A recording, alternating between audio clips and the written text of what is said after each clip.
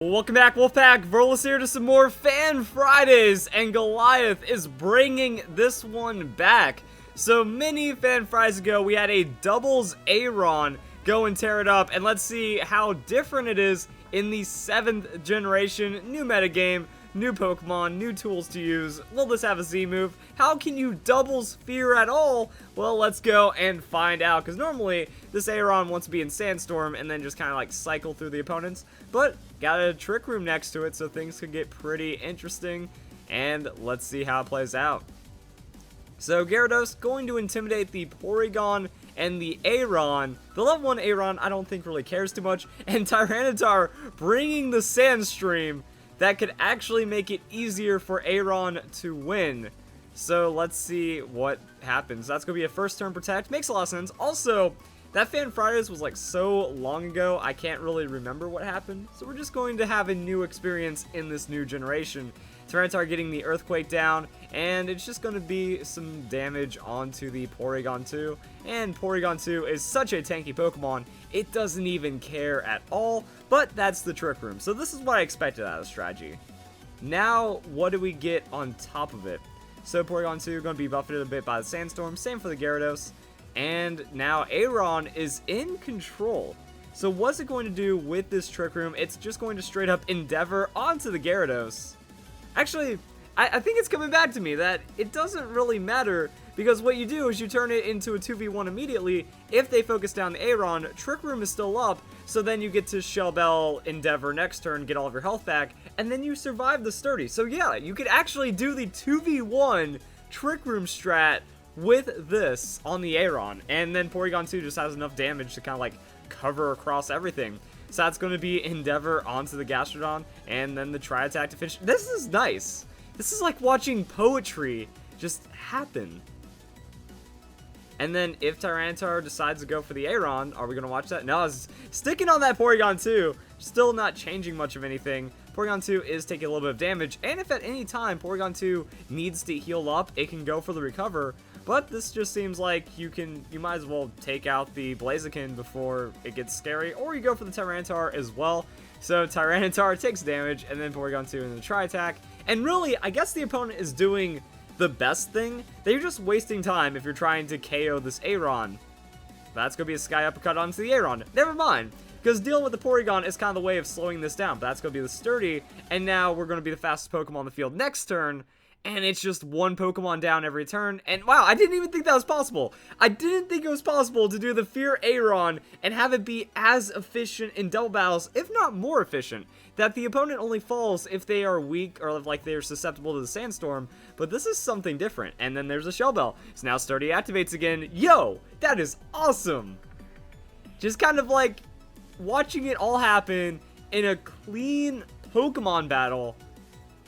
4-0, FEAR Aron. I like it. Let's get into some more of these battles. That was awesome.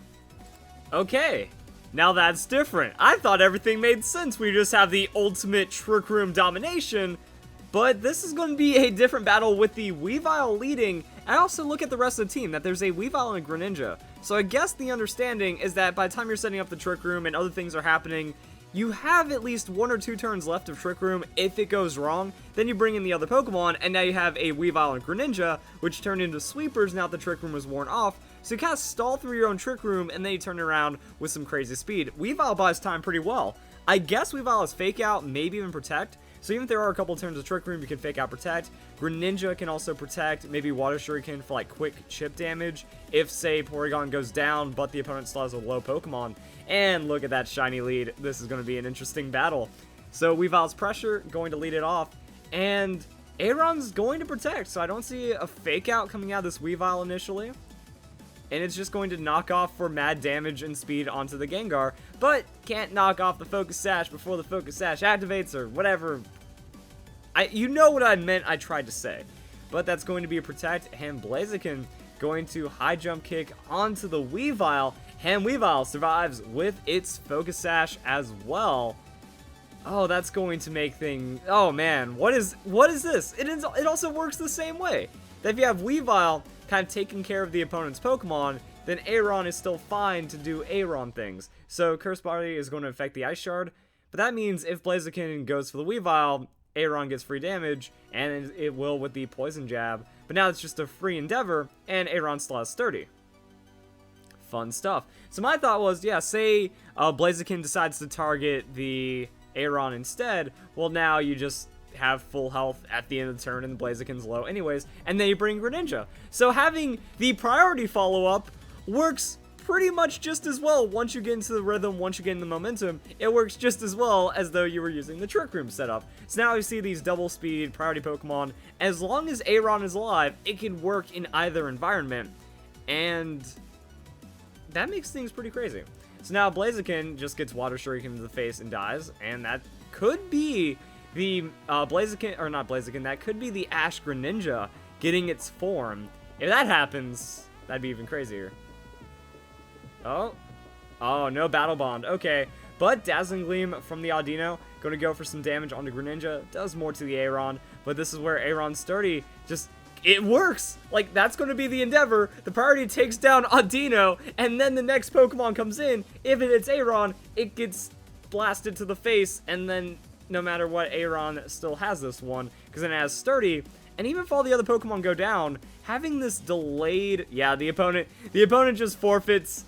He knows what was coming, he knows what was happening. What I was going to say is even having that delayed damage in the 1v1 means that Aron can trade for that last Pokemon as well, do the last little bit of hit points with, I don't know, Heavy Slam, whatever the Aron can get access to that kind of hits any Pokemon possible. They're at 1 hit points, you trade it right there, and it doesn't matter. It doesn't matter that your Sturdy's gone because that's their last Pokemon. On to the next one, but it was also great to see a hacker get taken down. Okay, so this submission seems a bit interesting because he says the setup fails in this one, and I want to see like how it could go wrong, how it could be saved, and what are the outcomes, like what could actually happen when something goes wrong, and if there's like some kind of backup plans on top of backups, because the setup seems a lot safer than anyone could imagine.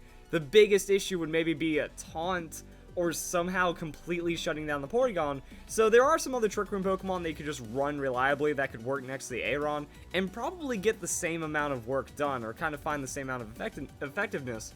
So let's go and see Porygon 2 with a download after the Intimidate. We already talked about how Intimidate doesn't matter, and that's going to be Aron with a Protect, so safety on this first turn for the setup and the shenanigans, and Raichu has the Fake Out, so there we go. Gonna get the Fake Out's another problem as well, so Landorus going to U-turn, Porygon gonna get faked out, and that's where I do see some problems, because now Aron is at risk of getting like double focused, and that completely trashes the strategy. So that's going to be a withdrawal on the Raichu. Okay, the opponent does not take the opportunity. I guess he doesn't understand what's happening, but does something else go wrong as well? That's going to be Landorus setting up the Intimidate. Aron loses more attack, and Porygon does a thing. So that's actually switching out. Oh, okay. That spices things up a bit, because yeah, Aron expected the double focus, switched out instead. Rotom goes for the trick, and actually tricks onto the... Was it Porygon? Okay, Weavile actually getting specs, and Rotom getting a Focus Sash, but Porygon 2 getting the Trick Room. So I was thinking, if it isn't a double focus, this still works out, because Aron takes damage, still gets off the Endeavor, and then Trick Room activates, now it's at full health, and it has Endeavor potential and gets to hit things before it hits it. So you can trade pretty well.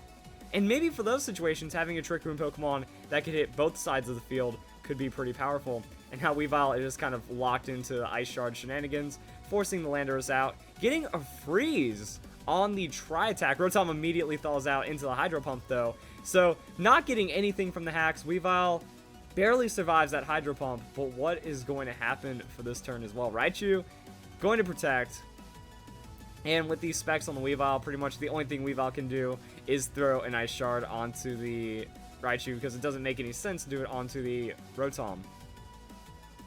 So that's going to be a Hydro Pump onto the Porygon 2. Kind of feeling that the Weavile, it's useless. Might as well not clean it out and bring in a fresh Pokemon for free. Oh, the opponent going for the double Protect on the Raichu, though. Playing cheeky right there, and that's going to be close. But Raichu does have a Landsat Berry for the critical hit. Okay, then, as Porygon 2 sets up the recover. It is now at full health. I mean, Trick Room... Again, the Trick Room doesn't bother it if Weavile and Greninja are playing under that priority as well. So it kind of works. F.E.A.R getting removed from the Porygon 2. Focus Sash coming into play. I don't see any like crazy fighting type hits that kind of dictate anything. So it doesn't seem like that's too much. Weavile, Ice Shard. Gets the prediction on that Raichu Protect. It does a little bit of damage to the Rotom. Every little bit could add up. And then Porygon 2 turns around on the Tri-Attack onto the Rotom. Big damage. And Rotom takes the Volt Switch. But hits his own Raichu's Lightning Rod. Which means this could still work out for the Weavile, because Raichu doesn't go for the double protect. That's going to be an Ice Shard onto the Raichu. Twisted Dimensions return to normal, so Rotom does get a chance to finish off the Weavile. Hydro Pump is going to target the Porygon 2, however. And Porygon 2 taking more damage without that Eviolite, but still has Trick Room up. So yeah, I don't really know who should have been doing. Like, did the opponent really play this one bad? Did he not? Ice Shard on Lugia is going to be solid damage, but Lugia is a massive tank of massive tankiness, so it might not be too crazy. Because yeah, he just kind of like let this Weavile hit things and actually find a KO. Porygon has been kind of weakened without that Eviolite, and Rotom does eventually go down. So it is a 2 on the field right now, 2v4, and Lugia with the Aeroblast will go for the Porygon. So yeah, the opponent's going for like some insane focus on this Porygon, just to make sure it can't reset the Trick Room, just to make sure it can't do a bit more. But if that... Oh, and Intimidate comes in onto the Weavile. But if that Landorus doesn't have Protect and it is choiced, then that means the Ice Shard from the Weavile is going to be too massive for the Landorus. Except after all those Intimidates. Dang. So Landorus barely surviving that. Tri-Attack from Porygon, going to be enough damage to finish it off, though. And now it's just Lugia, because of that focus onto the Porygon. Like, what do you do in this situation? Because you take out Weavile, and then Greninja comes in and still has a lot of good things to do inside and out of Trick Room. Or Aron comes in. Like, you take out Weavile, Aron is in for free under the Trick Room doing what it wants. So even with the setup going wrong, there's still some potential for things to work out. I'm trying to figure out like a Pokemon that could even be better than the Porygon 2. Like, Porygon 2 is just bulk and reliability, but I'm wondering if there's like a Trick Room Pokemon that has that utility to where it could also not have to worry about, or maybe just like throw a Mental Herb on the Ghost type Pokemon that sets the Trick Room, and then you don't have to worry about Fake Out, then you don't have to worry about Taunt, and then Aron does his thing and then still finds a way to win. And that's going to be Greninja just trading with a Lugia on top of the damage, and there we go. That's all that there is to it, guys. So, yeah, amazing. So, I believe Goliath. He said he perfected it. And I like how you have these two insanely fast Pokemon that work inside and outside of Trick Room with the Aron to put it at just the right amount of damage. You know, just that right damage level to where it doesn't matter. You can play inside Trick Room, you can play outside Trick Room, you can do it all. And I think that these battles were a great show of what the strategy is capable of. So I love it. Hope you guys enjoyed the video. Hope you all haven't... Well, actually, you don't get to have a nice day just yet. That's for the end of Fan Fries. Got a few more Fan Fries coming up. So hope to see you guys in those ones. Thank you very much for watching.